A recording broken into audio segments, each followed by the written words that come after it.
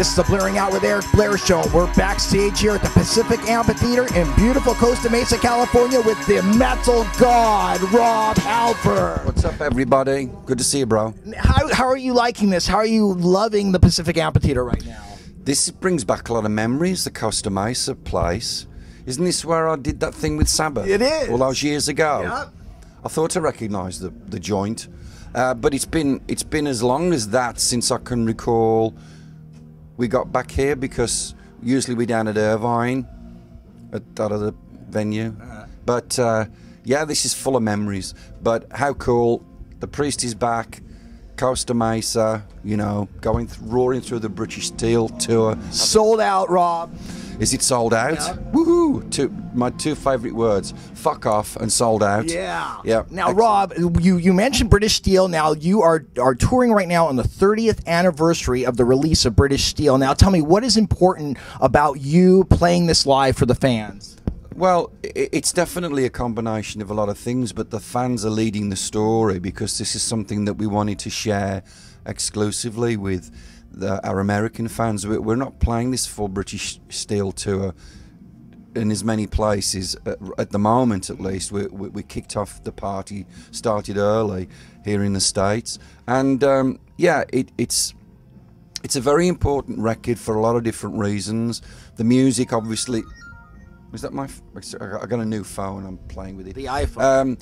A lot of different reasons. The music is again an incredibly important factor, as it is on most records. But it's just what that record means in the metal world. Yeah.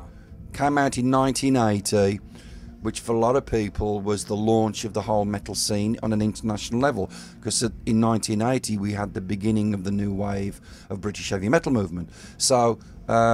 That kind of leads the way into the big global phenomenon that we have today with heavy metal. So it's the music, but the fans just ran to that record, and the fan base grew dramatically with British Steel, and especially here in America, because we had two very famous rock radio tracks, Breaking the Law and Living After Midnight.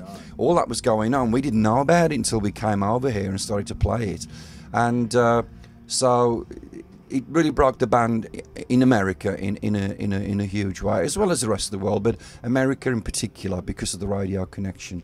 So here we are celebrating it 30 years later. Now, Rob, how did you change as a person after the success of British Steel? Well, I think we've stayed the same as far as a band. You know, we love what we do. We have the same passion and energy for making metal as we did when we first started over 3 decades ago.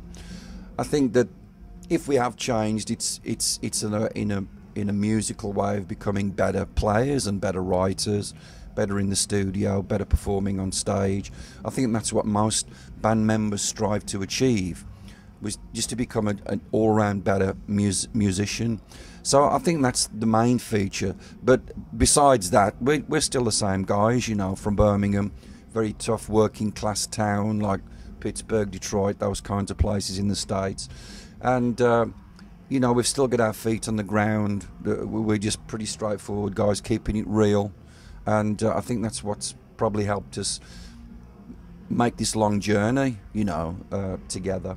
So, yeah, we're still the same guys as we were when we kicked off. When you were a kid and you wanted to rock, was there any obstacles from your parents or any authority figures? Oh, they were great. I mean, they were really cool. I mean, like most teenagers, you know, you're growing up and everything's changed, and you fucking hate everything, the world, your friends, school, the family.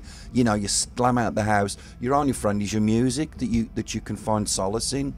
And so it was for me, you know. But of course, there wasn't that real angry, expressive music that we can get with certain types of metal in those days. But you know, I grew up listening to the Stones, were my kind of heroes because of what they were doing. Anything that had some edge to it, some power, you know, Hendrix, obviously, all that early stuff. The screaming singers like Janis Joplin, you know, the Doors, all these bands that had front men and front women that just wailed into the mic, you know. So that was where I kind of got my energy from. And no, my family were always very supportive. It's great to have parents that look at your kid and go, if that's what you want to do in life, you know, go out there and do it. If you screw up, that's your responsibility. So they were really cool people, and they're still alive, God bless them. The Blairing Out Show.